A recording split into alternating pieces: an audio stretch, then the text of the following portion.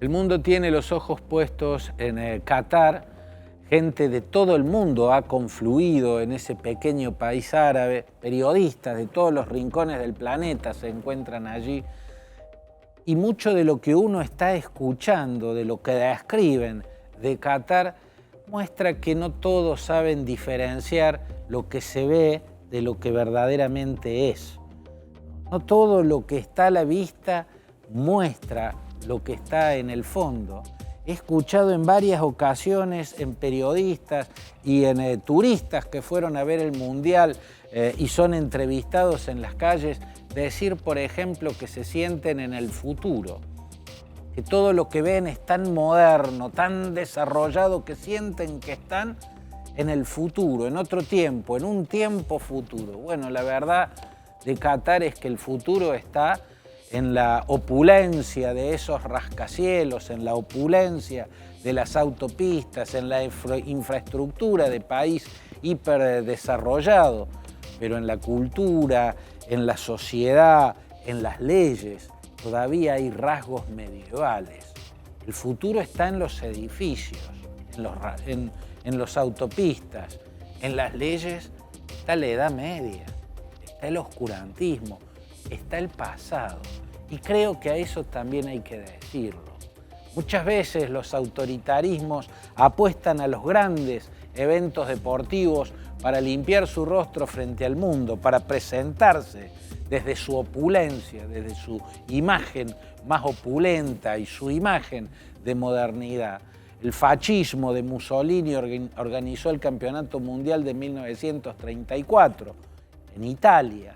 2 años más tarde, Hitler hizo los Juegos Olímpicos en Alemania, ¿no? Las Olimpiadas de 1936, ambos mostraron opulencia y modernidad, pero la realidad era oscura, la realidad era oscurísima, tan oscura como era la realidad de aquella Argentina de 1978, que ganó el Campeonato del Mundo gracias a esos grandes jugadores que tuvo y que merecen toda la admiración, el respeto y el agradecimiento de los argentinos.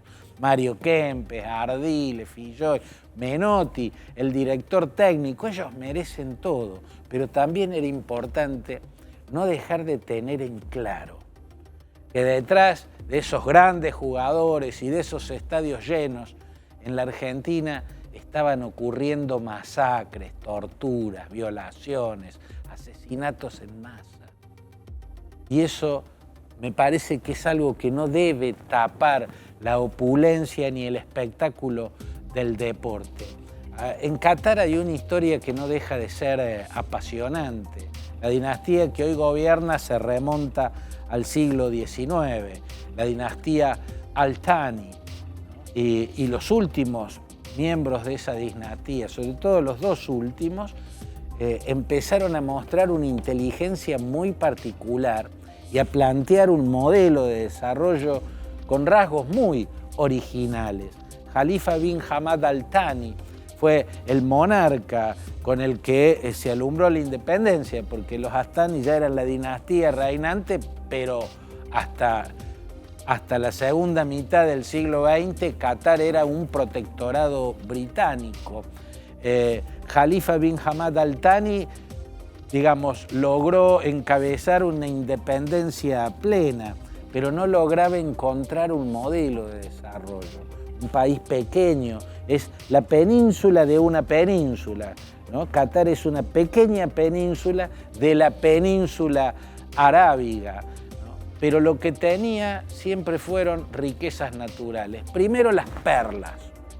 Las perlas permitieron que irrumpieran hombres poderosos y ricos y que la dinastía Al Thani se enriqueciera. Después, por supuesto, el petróleo. Como el resto de la península arábiga o como gran parte del resto de la península arábiga, Qatar flota en petróleo. Y a eso se sumó luego que se descubrieron yacimientos gasíferos que están entre los más grandes del mundo. O sea, es la naturaleza la que bendijo a los cataríes. Pero hay que reconocer que los últimos miembros de la dinastía Al Thani supieron idear grandes negocios y convertir a un país en una suerte de habilidosa empresa.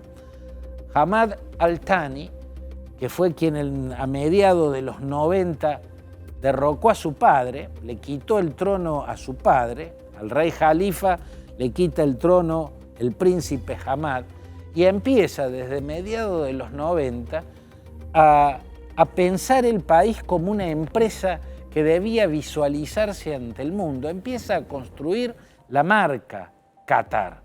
Crea, por ejemplo, Al Jazeera, una cadena de noticias del mundo árabe que se instala en muchos países del mundo, una suerte de CNN, pero árabe.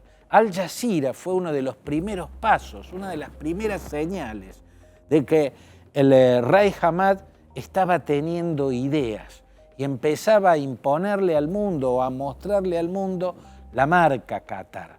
Qatar fue la palabra que inscribieron en la camiseta del Barcelona y el mundo entero permanentemente estaba viendo la palabra Qatar. Qatar apareció ante los ojos del mundo a través de Qatar Airways, una de las aerolíneas mejor organizadas y más modernas del mundo, y luego la compra de grandes equipos de fútbol como el Paris Saint-Germain. En fin, fue desarrollando un modelo de negocios que tuvieron éxitos deslumbrantes y el mundo entero conoció esa palabra, Qatar.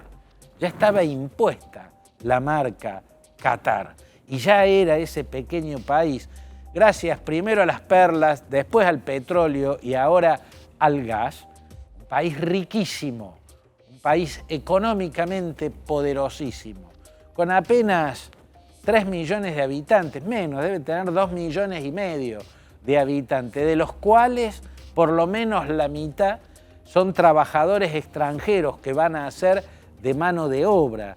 Por eso, sorprendentemente, la ley en Qatar tiene la libertad de cultos, pero no porque tengan una visión religiosa muy abierta y muy tolerante, sino porque necesitan la libertad de culto, porque tienen trabajadores que vienen de todos los rincones del planeta o de todos los rincones de ese sector, sobre todo de Pakistán y de la India. Entonces hay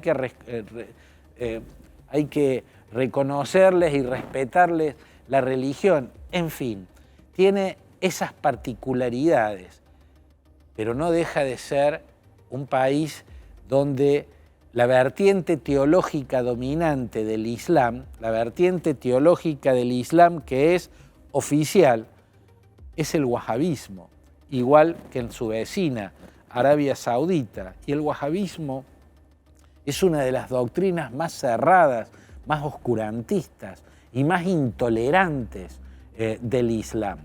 La palabra viene de Muhammad bin Abd al-Wahhab, que era un teólogo del siglo XVIII y uno de los fundadores de la dinastía Al-Saud, la que reina en Arabia Saudita. Igual que la familia Saud es dueña de Arabia Saudita, son familias que son dueños de un país. En el caso de Arabia Saudita, hasta punto tal que el nombre del país lleva el apellido de la familia, o el país lleva por nombre el apellido de la familia. Arabia Saudita, la Arabia de la familia Saud. Bueno, Qatar podría llamarse Arabia Al Thani, porque es de la familia Al Thani. Han tenido su particularidad en la política, han sabido incluso desafiar a sus poderosos vecinos cuando quisieron imponerle sus propias visiones. El rey Hamad y luego su hijo, que en el 2013 asumió la corona tras la abdicación de su padre, el actual monarca qatarí, que es Tamim bin Hamad Al Thani, se enfrentaron con el resto de sus vecinos porque ellos llevaban una política muy particular de llevarse bien con todos. Entonces no se enfrentaban con Irán. Del otro lado, al frente de Qatar, en las costas del frente, está la República Islámica de Irán, país donde la mayoría es chiita y está abiertamente enfrentada, sobre todo con Arabia Saudita y con los Emiratos Árabes Unidos. Bueno, Qatar no se dejó arrastrar a ese enfrentamiento y mantuvo buena relación con el régimen chiita ultra islamista que impera en Irán. Por eso le aplicaron en el 2017 un bloqueo. Arabia Saudita, Bahrein, que es una isla que está muy cerquita de Qatar, también los Emiratos Árabes Unidos y otros países árabes poderosos como Egipto, le aplicaron un durísimo bloqueo a Qatar y los cataríes lo resistieron, no cedieron, lo resistieron. Tienen esas particularidades. Tanto a Hamad Al-Thani como a Tamim Al-Thani, el actual emir catarí, hay que reconocerle una gran habilidad empresarial y un gran coraje en lo político. Pero el régimen imperante es una monarquía absolutista. Una familia es la dueña del país, en los hechos, la dueña del territorio, la dueña de la gente que habita ese territorio. En Qatar, como en las monarquías vecinas, los súbditos, son verdaderamente súbditos. En Europa, donde hay monarquías, los habitantes son ciudadanos, tienen derechos y tienen garantías que los ciudadanos o que los súbditos de las coronas oscurantistas del Oriente Medio no tienen.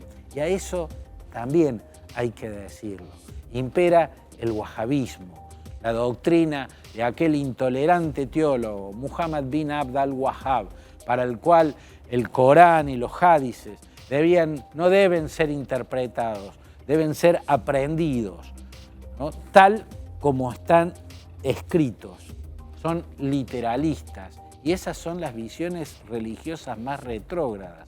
Por eso en Qatar impera la Sharia, la ley islámica, y la Sharia establece, por ejemplo, la legitimidad o la legalidad de la tortura. La policía en Qatar tiene el derecho de torturar. En Qatar hasta no hace mucho rigió la lapidación. La mujer está en situación de inferioridad legal respecto al hombre, ¿no? Y para la mujer, entre los castigos que había, por ejemplo, al adulterio, estaba la lapidación, como en el Afganistán de los talibanes. La tortura, la lapidación, el derecho a encarcelar, incluso la pena de muerte para la homosexualidad es parte de la legión oscurantista que impera en ese pequeño país, en ese país donde la democracia no existe porque el monarca es el dueño, es el jefe, es un Luis XIV en este tiempo. Solo está el Majlis al-Shura. Desde la Constitución de 1970 existe el Majlis al-Shura, el único cuerpo colegiado, pero que es una asamblea consultiva. No es exactamente un poder legislativo.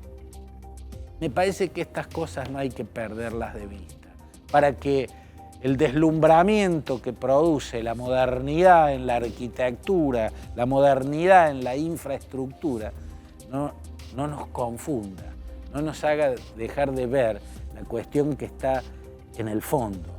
La modernidad, el futuro, está en los edificios, en esos imponentes rascacielos, en las leyes y en algunos rasgos de la cultura está el pasado, está el medioevo.